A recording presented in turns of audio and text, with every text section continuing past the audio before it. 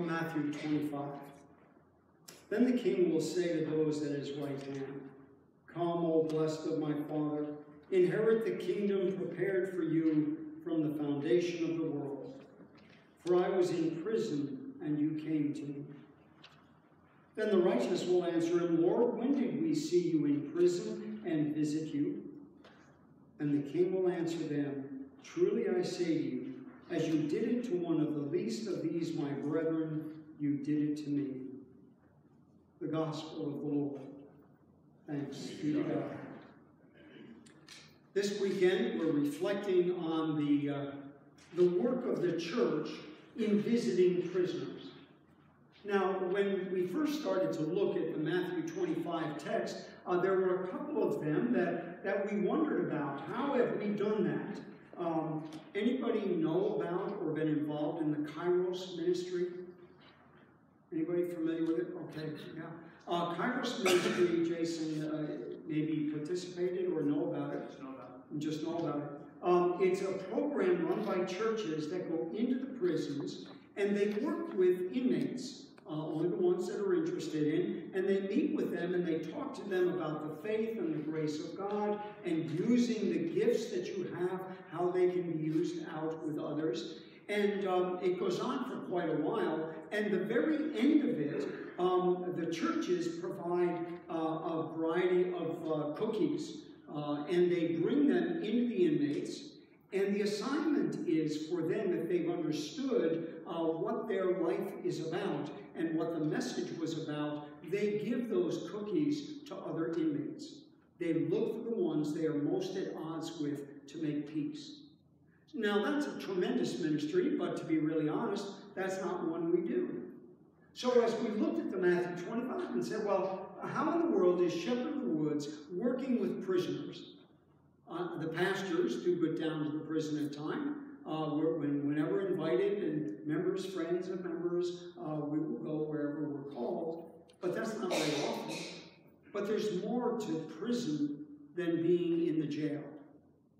Somebody is in prison if they are in bondage to sin and cannot free themselves. And so the work of the church, as we share it on Sundays, as we gather around the Word and Sacrament, is really talking first and foremost to those who are in prison, to us.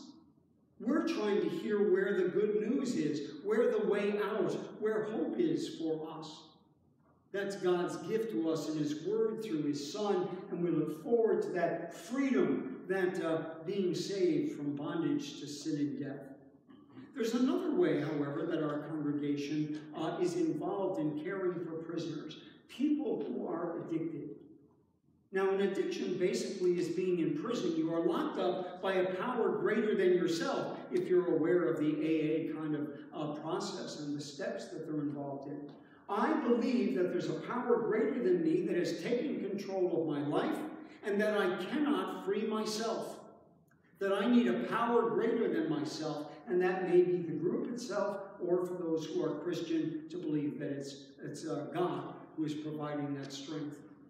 If you've known anyone who has been addicted to anything, whether it's sex, or alcohol, or drugs, or spending, or whatever, those people's lives are devastated at times by their addictions. They have no control over this. And so they have lost sometimes their spouses, their families, their jobs, their homes, their cars. They are right on the verge of wondering if they can make it through another day. And so there are a number of organizations that bring forward good practices, policies, support groups. And they work really better than many of us can. They compare the AA groups and the other AA groups, anonymous groups, and their effectiveness, and they get right up there to the level of a very expensive psychiatrist. Having a friend, someone who will help. What do we have to do with that?